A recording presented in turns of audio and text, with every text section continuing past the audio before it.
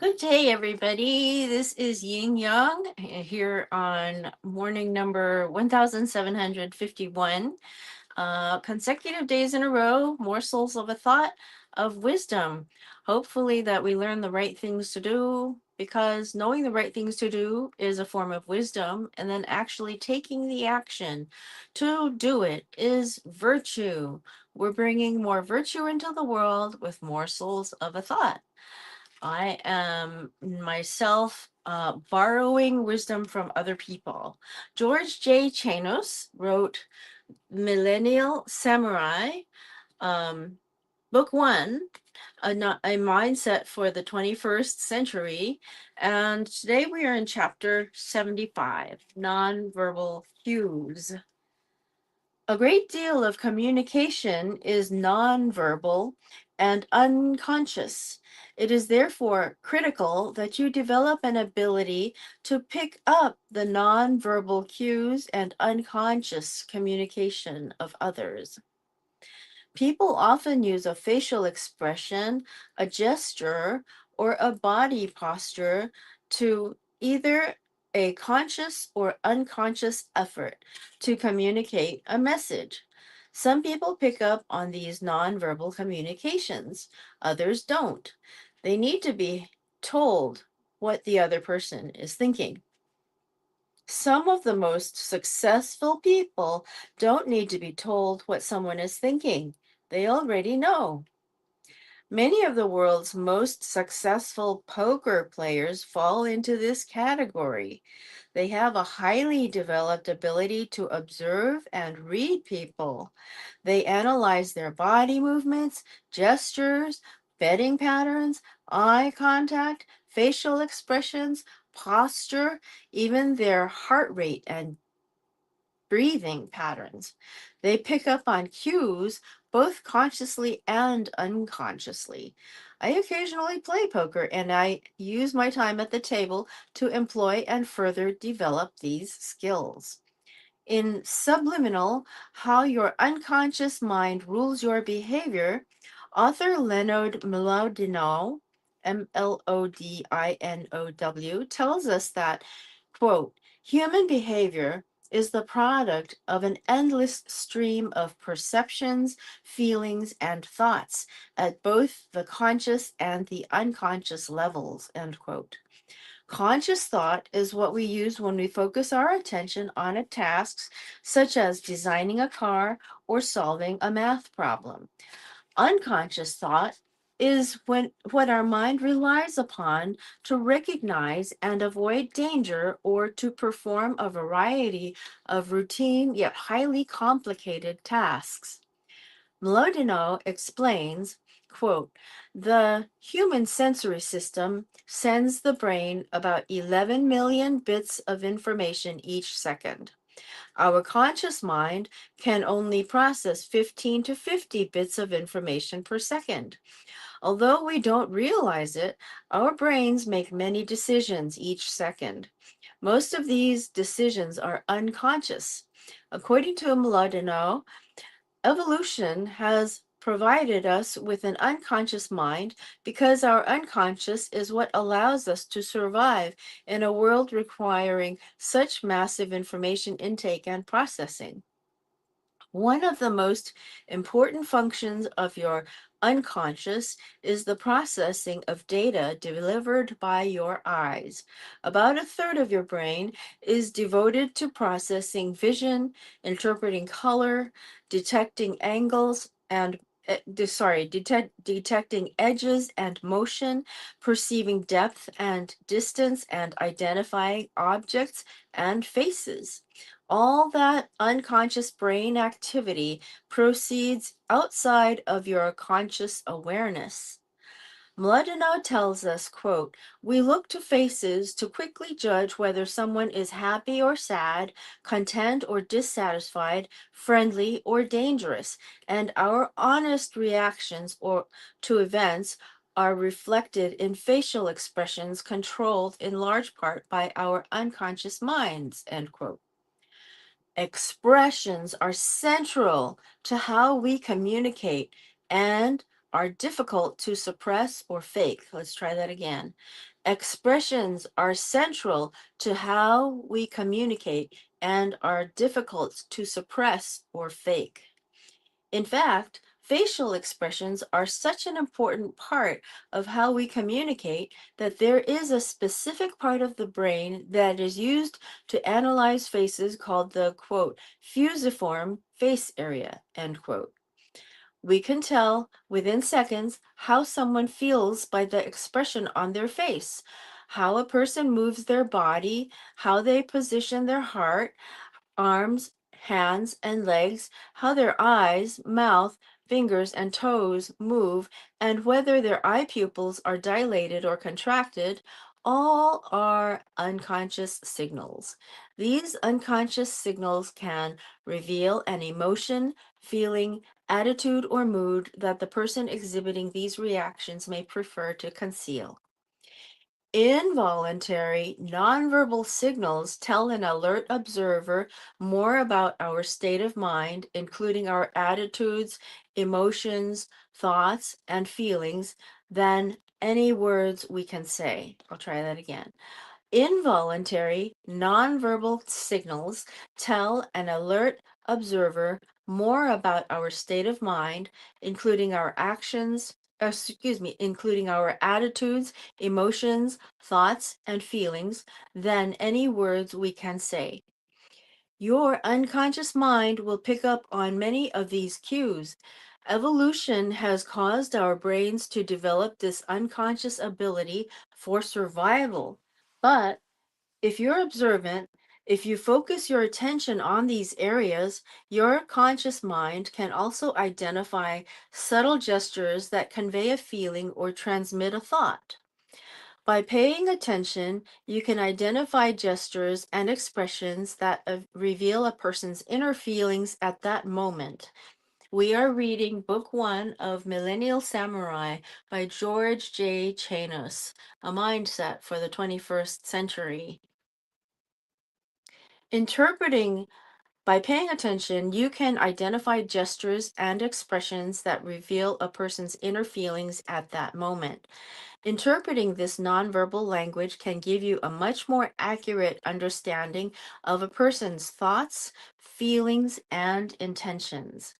In the 1970s, Paul Ekman and Wallace V. Friesen, Friesen, developed the Facial Action Coding System, FACS, to measure, describe, and interpret facial behaviors. This instrument is designed to measure even the slightest facial muscle contractions and determine what category or categories each facial action fits into. It can detect what the naked eye can't and is used by law enforcement agencies, film animators, and researchers of human behavior. It is essential that you recognize the importance of nonverbal communication and the role of our unconscious mind in understanding, processing, and communicating information. Practice awareness of your own body language and analyze specific cues such as posture, expressions, and gestures being made by others, whether or not they're speaking. Consciously work to improve your ability to observe, identify, and interpret the nonverbal and unconscious communication of others. Now, animations for sure. I watched my first recent animation in a long time, and I've noticed that exact feature, which is that they're using very much exaggerated facial features in facial expressions, sorry, in describing in the action of the film, and that's a very good educational uh, tool that we can use because in the childhood of my time, um, cartoons were cartoons. They started out as drawings and sketches and moving sketches and the Peanuts, Charlie Brown type cartoons. Those were what we saw. Okay, so chapter 76. Compliment others. Look for genuine and sincere opportunities to compliment others. By taking every by taking a moment every day to enrich someone else's life, you enrich your own as well. The easiest way to make the world a better place is to be a better person. The easiest way to make the world a better place is to be a better person. That's what morsels of a thought is about. We all have a desire to be acknowledged. When someone notices us, it changes the way we think about ourselves. It emboldens us. It can change our entire day and much more. It can make us more satisfied and grateful, even more creative.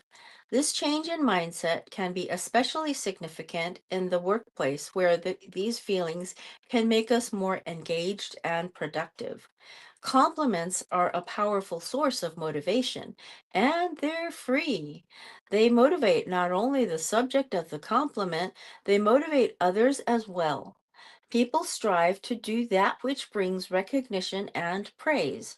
When you compliment one employee, other employees are alerted to the fact that you're watching their performance and that they too can be recognized and rewarded for their superior performance. Compliments can change the atmosphere in any environment by elevating moods, creating increased positivity, fostering interaction, and improving communication. Don't limit your compliments to one person or group.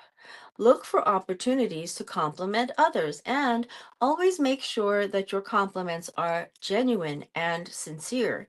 An insincere compliment is counterproductive, it will undermine trust.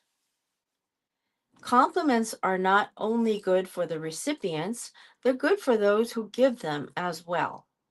When you compliment someone, their reaction has an immediate influence on you. It increases your self confidence and self esteem. You feel better about yourself by making others feel better. There is only one way to respond to a genuine and sincere compliment: graciously and gratefully. Chapter 77: Kindness. Mark Twain, American writer, humorist, and publisher, said, "Kindness is the language the deaf can hear and the blind can see." Interesting. The deaf can hear and the blind can see. His Holiness the 14th Dalai Lama of Tibet said, "It is tremendously important that we try to make something positive of our lives. We were not born for the purpose of causing trouble and harming others. For our life to be of value, we need to foster and nurture such basic good human qualities as warmth, kindness, and compassion.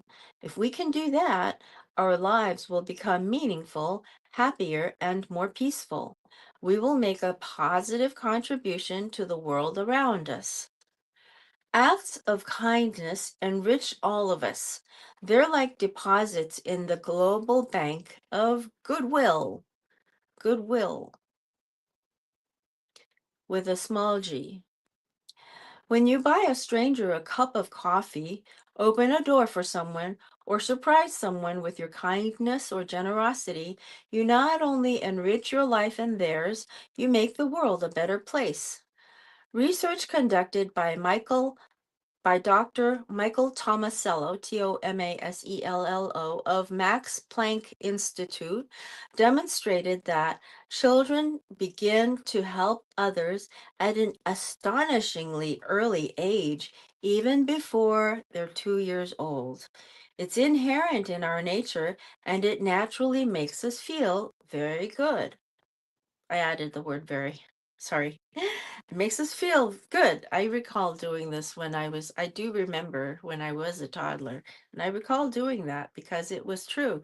It really does make a person feel good. It feels like your purpose in life. Actually, I recall that's me. Studies have found, that's the author, that kindness is also contagious. Your acts of kindness often motivate the recipients to pay it forward and be kind to others. Author and philosopher Aldous Huxley, who wrote Brave New World and 50 other books, said, "People often ask me what is the most effective technique for transforming their life. It is a little embarrassing that after years and years of research and experimentation, I have to say that the best answer is just be a little kinder." The fact that Huxley and many others, including the 14th Dalai Lama of Tibet, point to kindness as our salvation shouldn't be ignored. It should be examined, understood, and embraced. It will undoubtedly be a key element to our growth and mutual survival moving forward. Always be kind to everyone you meet. We're reading, we're reading. We're reading George J. Chanos, Millennial Samurai, Book One, A Mindset for the 21st Century. So, I do want to say that when I met the author, George J. Chanos, uh, I attended I met him first at the Secret Knock, and the following day he had a luncheon, and I attended this luncheon. And it suddenly occurred to me that maybe I could get him to speak something for me. So I ran up to the front, stood by the side, and waited for him to finish a segment. And then I realized he wasn't finished with that segment. So I stood there and stood there and stood there. And eventually I went up to him and I said this. And he said, "Well, if I did it for you, I'd have to do it for everybody." And there were 60 people at this luncheon. I said, "Oh, interesting." But the interesting part that I'm talking about is that after the luncheon, he came up to me and said, "Did you enjoy the luncheon?" And I said, "Yes, I did," as if to worry that I had not enjoyed it because I hadn't got what I wanted. No, actually, but I really recall that he stepped out of his way to show me that bit of kindness. He said, s- stepped out of his way to do it. So I recall that this author does practice what he preaches. So, anyway, back to the book. Chapter 78, Touch. Diane Ackerman, American author and poet, says, "Touch seems to be as essential as sunlight." Touch is the first sense we acquire, and it is a powerful means of communication. We feel more connected to someone if they touch us. We have the ability to send and receive emotional signals solely by touching. According to a study by psychologist Matthew Hertenstein of DePauw University, DEPAUW, we can use touch to communicate at least 8 distinct emotions: anger, fear, disgust, love, gratitude, sympathy, happiness, and sadness, with accuracy rates as high as 78%. Scientists used to believe that touching was simply a means of enhancing messages signaled through speech or body language. Quote, "But it seems instead that touch is a much more nuanced, sophisticated, and precise way to communicate emotions," end quote, Hertenstein says. Hertenstein is spelled Hertenstein. Touching is far more important than we think. Once again, touching is far more important than we think. Understanding the importance of this critical sense can improve your relationships, support your mental and emotional health, and influence your interactions with others. Smile. Dale Carnegie, American author and lecturer, says, "The expression one wears on one's face is far more important than the clothes one wears on one's back. Hmm. Smiles are contagious. Humans instinctively mirror other people's emotional expressions on their own faces. This facial mimicry helps us to empathize with other people and share their emotions. Children smile approximately 400 times per day, compared to just 20 times a day for adults.